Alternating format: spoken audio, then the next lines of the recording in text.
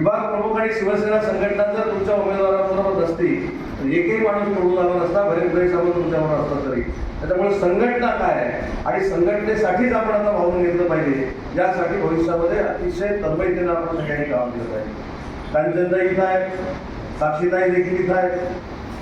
थोडं माझं ऐकलं की बरं होतं की नाही मला सांगा. कांचनताई होतं ना की नाही होतं? हे जर 5 वर्षापूर्वी ऐकलं असतं, 5 वर्षापूर्वी बरं झालं असतं. पण थोडं जर ऐकत माझं जर गेला, म्हणजे सगळ्यात म्हणजे माझ्यापेक्षा सगळेच विद्वान आहेत त्याच्याबद्दल काही म्हणण्याचं कारण नाही, पण मला राजकीय गुण कळतं काय करायचं. पण मी कांचनताईला पण धन्यवाद का देईल. समीर पण इथं आहे, आमच्या कर्नाटकी पण मंडळी इथं आहे.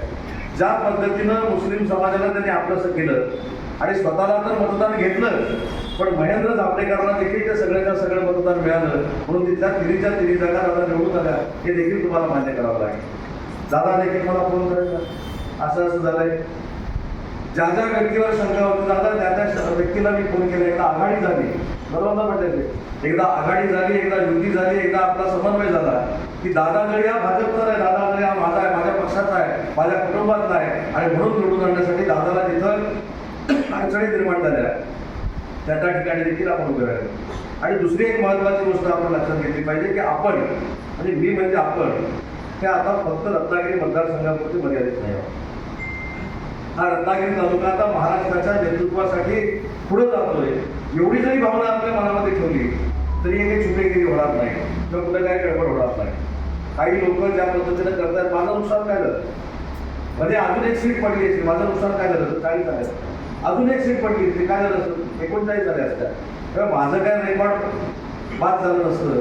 पण हे मात्र डोक्यात राहिलं असतं की ज्यांनी हे उद्योग केले त्यांची भविष्यातली जी राजकीय वाटचाल आहे ती आता कशी ठेवायची, काय करायची, हे देखील मला कळलं असतं. पण ठीक आहे, सगळ्याच जागा निवडून आल्या, ठीक आहे, पालिकेची जागा आमची थोडीफार फरकानं निवडून आली, त्याचं आत्मचिंतन आम्ही करतोय. कोणी काय काय केलंय, कशा पद्धतीनं तोडफोड कुठं होते, काय होतं, सगळं आता मला कळायला लागलेलं आहे. पोलीस रिपोर्ट देखील आजच सकाळी मी घेतलेला आहे. त्याच्यामुळे पाली जिल्हा परिषद गटामध्ये अनेक पाहुणे आलेले होते. तुम्हाला माहित आहे का? पाहुणे तुम्हाला माहित असेल कारण तो मित्र होता. आगंतुक पाहुणे भरपूर आले होते पाली जिल्हा परिषद गटात. त्यांना फारच इंटरेस्ट होता पालिकेच्या निवडणुकीमध्ये.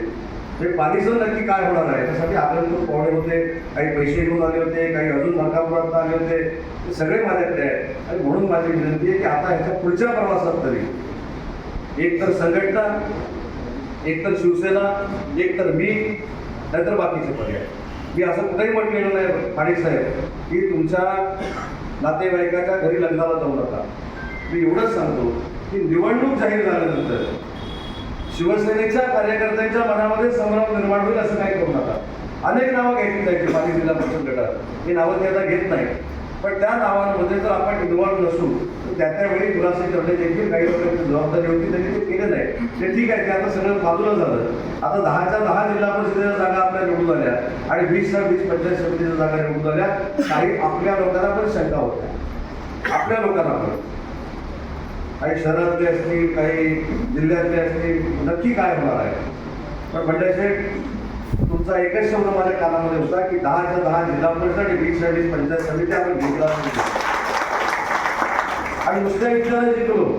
लांजा जिंकलो, राजापूर जिंकलो, गुहागर जिंकलो. गुहागरमध्ये आजपर्यंत एकही जागा नव्हती, 5 जिल्हा परिषद सदस्य आपले निवडून आले. चिपळूणमध्ये आजपर्यंत कधीच जागा नव्हत्या, 4 जिल्हा परिषद सदस्य निवडून आले. योगेश दादांच्या इथं एका सीटची फक्त गडबड झाली, त्याचं तिथं देखील 100% जागा निवडून आल्या होत्या. त्यामुळे आपला जिल्हा हा शिवसेनेचा म्हणजे शिंदे साहेबांचा बालेकिल्ला झालेला आहे. तो टिकवणं ही आपल्या सगळ्यांची जबाबदारी आहे. मी जास्त तुम्हाला लेक्चर देत नाही, पण एक यादी माझ्याकडे आहे. संघटनेचं प्रामाणिक काम केलं तर त्याचे पडसाद कसे चांगले उमटतात ते यादीमध्ये आहे. बाबूशेठ कोण आहे? तालुका प्रमुख आहे, बरोबर. तुम्हाला तिकीट मिळालं. तारक मयेकर कोण आहे? विभाग प्रमुख आहे ना, तिकीट मिळालं. परेश सावंत विभाग प्रमुख, तिकीट मिळालं. नंदा मुरकर, कांचनताई नार्वेकर, साक्षीताई कुंटेकर, विद्याताई गुमले, सगळे पदाधिकारी. ज्या पदाधिकाऱ्यांनी पक्ष वाढवण्यासाठी काम केलं त्यांना टोकाला जाऊन तिकीट देण्याची भूमिका मी घेतली आणि ते सगळेच्या सगळे निवडून आले. त्याच्यामुळं पदाधिकाऱ्यांनी देखील लक्षात घेतलं पाहिजे की जे प्रामाणिक पदाधिकारी काम करतात त्याला लोकप्रतिनिधी होता येतं, जे आपण रत्नागिरी तालुक्याने सिद्ध करून दाखवलंय. त्याचं कारण देखील आहे की मेहनत देखील तुम्हीच घेतलेली आहे. मला निवडून आणताना असेल, खासदारकीच्या निवडणुकीला असेल, या सगळ्या मेहनती तुम्ही घेतलेल्या आहेत. आम्ही तुमच्या मेहनतीवर आरूढ होतो, मग आमदार बनतो, मग खासदार बनतो, मग मंत्री बनतो. परंतु ज्यांनी आपल्यासाठी मेहनत केली त्यांच्या मेहनतीला जर फळ द्यायचं असेल तर ते देखील निवडून आले पाहिजे. ही भूमिका आपण सगळ्यांनी घेण्यासाठी हा एवढा उपक्रम केली आणि त्याच्यामध्ये आपल्याला यश मिळालं. आजपासून मगाशी तालुका प्रमुखांनी सांगितलं की ग्रामपंचायतीच्या निवडणूक आहे. आता ग्रामपंचायतीच्या निवडणुका मी तर काही येणार नाही. जे जिल्हा परिषद सदस्य निवडून आले, जे पंचायत समितीचे सदस्य निवडून आले, काय करायचं ते मला सांगा. पण निवडून आणण्याची जबाबदारी फक्त पदाधिकाऱ्यांची नाही, जिल्हा परिषद सदस्य आणि पंचायत समिती सदस्यांची देखील आहे.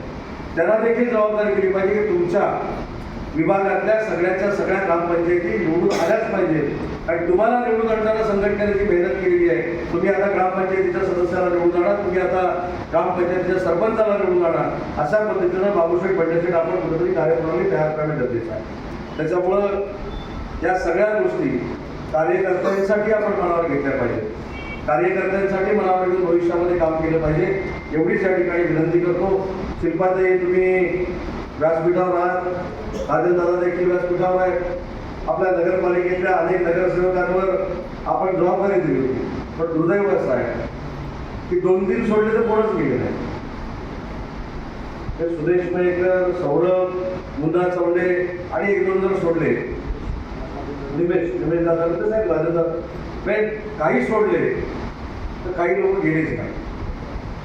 त्याच्यामुळं ते का गेले नाही, कशासाठी गेले नाही, आता मला ते पण चौकशी करावी लागणार आहे.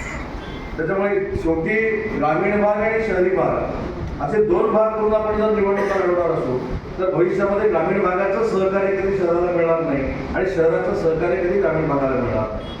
त्याच्यामुळे ह्या सगळ्या गोष्टी आपण कुठेतरी समजून घेतल्या पाहिजे की शहर आणि ग्रामीण आपल्यासाठी वेगळं नाही आहे. आपली तालुका कार्यकारिणी ही शहर आणि ग्रामीण एकत्रच आपण करतो.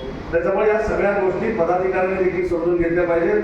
पदाधिकाऱ्यांनी देखील शहर वेगळं आहे, ग्रामीण वेगळं आहे, संगमेश्वर तालुका वेगळा आहे असं मानून उपयोगाचं नाही. रत्नागिरी संगमेश्वर मतदारसंघ आपला आहे आणि त्याच्यामध्ये रत्नागिरी शहर येतं.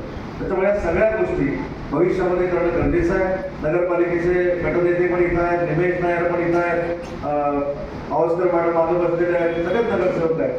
माझी अजून एक विनंती आहे, आता वाटायचे तुम्ही पण नगरसेवक आहात. मी हल्ली नगरपालिकेच्या ज्या बातम्या बघतो ह्याची आम्ही चौकशी करणार आहे, त्याची आम्ही चौकशी करणार आहे.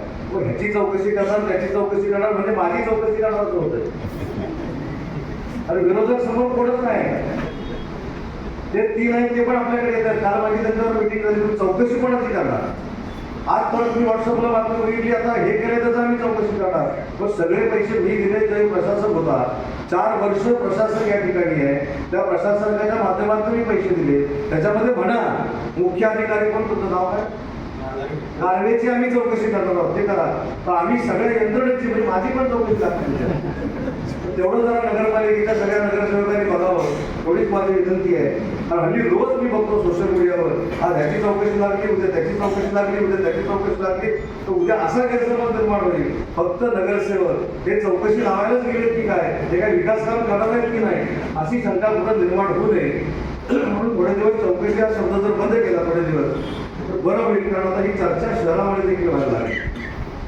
हे नगरपालिकेचं मी उदाहरण का दिलं तर हेच भविष्यात पंचायत समितीमध्ये होणार आहे. यानं काय केलं चौकशी, पैसे मी आणले. परवा मला कोणतरी निवडून आल्याला सांगतो, साहेब फर्निचर पंचायत समिती आलं नाही, ती चौकशी लावूया. मग तुला काय माहिती त्याच्यात, तुला काय माहिती काय. जिल्हा परिषदेचं पण फर्निचर त्याची पण चौकशी, तुझा काय संबंध. जरा थांब, जरा धीराने घे. 2 नाही दिवस झाले तुला, म्हणजे मोठे केबिन म्हणून आलेला आहे. पण एक लक्षात घ्या, तुम्ही पॅटर्न 6-7 महिन्याचा म्हणत असाल, जे केबिन बघून येतात ते केबिनच्या बाहेर. त्याच्यामुळे कुणी केबिन बघायचं धाडस करू नका. साहेब ठरवतील कोणाला करायचं नाही करायचं ते आपण करू. सगळे नेते मंडळी बसतील, त्यांना वाटेल की हा सभापती पक्षाचं काम चांगलं करतो पहिल्या 6 वर्षामध्ये, त्याला सभापती ते करतील. त्याच्यामुळे केबिन फर्निचर मी बघतो काय करायचं. म्हणजे तुम्हाला अतिशयोक्ती वाटेल. आता ते पण मी किस्सा सांगत नाही. 10 तारखेला मला एवढा प्रकारचा त्रास झाला तरी मी निवडणूक होतो. मी एका हॉस्पिटलला जाऊन ऍडमिट झालो, तिथं मला एखादा पेशंट झाला, साहेब बोलायचं आहे. मी म्हटलं काहीतरी झालं, फोन लावला. तर ते पंचायत समितीतलं फर्निचर पहिलं बघा, अरे तिथं आमच्या फर्निचरची वाट झाली. आम्ही ऍडमिट फर्निचर आणि त्याच्यानंतर म्हणजे लिंक मला सापडली दुसऱ्या दिवशी. म्हणजे अजून गॅजेट झालं का? गॅजेट व्हायच्या अगोदर जिल्हा परिषदेची इमारत साहेब झालं नाही. अरे मग झालं नाही, काय प्रॉब्लेम काय? तिथे आहे ना इमारत, त्या इमारतीत जाऊन बस.